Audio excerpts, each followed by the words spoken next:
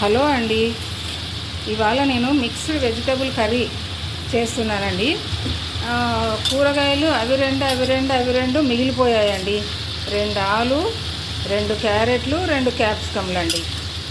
అవి మిగిలిపోయాయండి. మన ఇష్టం అండి. వేరే కూరగాయలు ఇంకా కాలీఫ్లవరు, బీన్స్ ఎన్ని ఉంటే అన్నీ వేసుకొని చేసుకోవచ్చండి. సింపుల్గా చేసేస్తాను. ఓసారి చూడండి. ఇవి కొంచెం ఆయిల్ వేసి వేయించుతున్నానండి. కొంచెం పచ్చివాసన పోయే వరకు వేయించితే కర్రీ బాగుంటుందండి. ఇలా వేగాయండి. తీసి పెడుతున్నానండి, పక్కకు తీసేస్తున్నా. ఇదే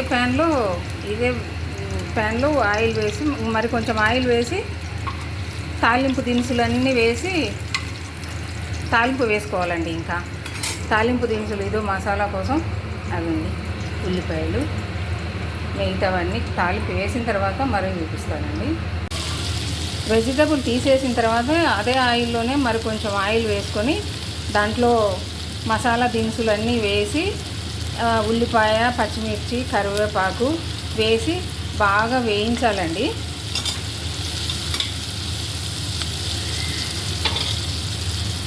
ఉల్లిపాయలు వేగిపోయాయండి. ఇప్పుడు దీంట్లోకి టమాటో ప్యూరీ వేసి నూనె పైకి తేలే వరకు వేయించాలండి. టమాటో ప్యూరీ అంటే నేను కొత్తిమీర, ఒక 4 జీడిపప్పు, టొమాటోలు వేసి మిక్సీ పెట్టానండి. ఇది నూనె పైకి తేలే వరకు దీన్ని బాగా వేయించాలండి. ఇలా నూనె పైకి తేలాలండి. ఇదిగోండి. ఇప్పుడు ఉప్పు, కారం, ఈ వేయించిన వెజిటబుల్ ముక్కలు వేసి బాగా కలపాలండి. అన్నీ వేసానండి. గరం మసాలా కూడా కొద్దిగా వేసాను. ఈ మసాలాలన్నీ ఈ ముక్కలకి కొంచెం పట్టేటట్టు కొంచెం ఒక 2 నిమిషాలు వేయించాలండి. కర్రీకి సరిపడా నీళ్ళు వేసుకొని నా దగ్గర బటర్ ఉందండి, టేస్ట్ బాగుంటుంది. కొంచెం బటర్ వేసానండి, ఒక స్లైస్. ఇంకంతే. మూత పెట్టి 2 విజిల్స్ వచ్చాక ఆఫ్ చేసుకోవడమేనండి. కర్రీ తయారైన తర్వాత ఎలా ఉందో చూపిస్తానండి. 2 విజిల్స్ వచ్చి ఆవిరిపోయిన తర్వాత తెరిచానండి.